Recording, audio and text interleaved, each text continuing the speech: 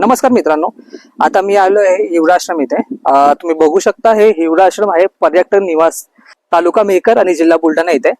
इथे स्वामी विवेकानंदाचं स्मारक आहे मोठं. तर चला आपण भेट देऊया, स्मारकाकडे जाऊया.